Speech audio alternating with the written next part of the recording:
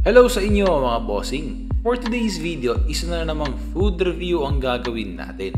Nandito nga pala tayo sa Yogi Buffet Manila sa may 2119 Recto Avenue, Manila. Sa loob ito ng U-Suites, Manila. Walking distance ito sa CEU, San Beda, UE at iba't iba pang mga university dito sa U-Belt. Kung nagko-commute ka, sakay ka lang ng LRT2 tapos baba ka ng Legarda Station tapos lalakad ka na papuntang UE, makikita mo na yon. Kung ikaw naman ay mayroong dalang kotse, mayroon din silang limited slot ng parking. Or makipark ka na lang sa Mendiola tapos lakarin mo na lang.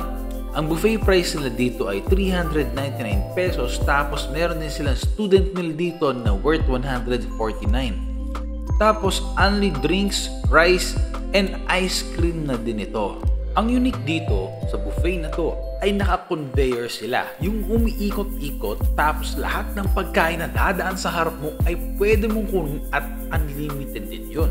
Ikaw na ang mamimili kung saan mo lulutuin. Pwede mo ilagay sa hot pot o kaya sa grill. Dahil kada tao ay merong tig-iisang lutuan na pang hot pot o pang grill. Sa hot pot nila, meron silang dalawang klaseng soup na pwede mong pagpilian. Isang seafood at isang beef. Sa inumin naman nila ay kailangan mo na ditong tumayo at pumunta sa kanilang mini buffet station. Meron din ditong konting mapagpipilian at nandito rin yung kanilang unlimited ice cream.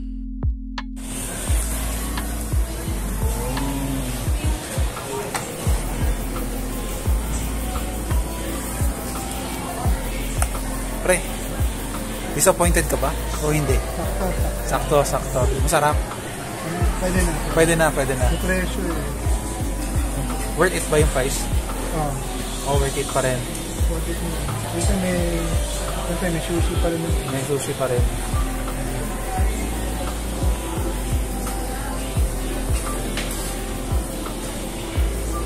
Ito yung kanilang sushi. Ito talaga yung naantay ni Jeff dito, medyo matagal lang talaga lumabas. Sa lasa naman, medyo sakto lang ito.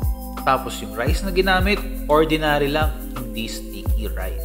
Sausage nila okay naman. Enoki mushroom, dito ako bumawi dahil ginawa ko itong parang noodles binabad ko sa hot pot.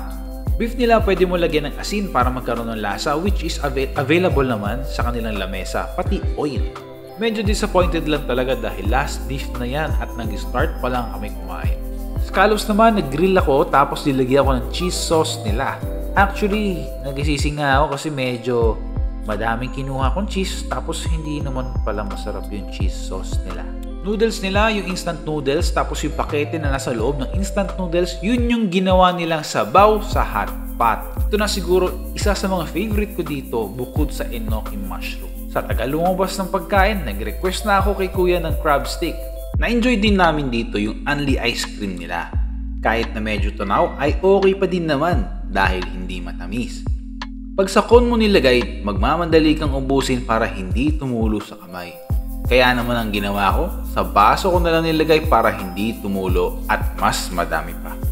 Ang overall rating ko sa food nila dito ay 3.5 out of 10. Pero dahil maganda naman ang service nila, gawin na nating 4.5 over 10. Kung tatanungin ako kung babalikan ko ba tong restaurant na to, baka hindi na.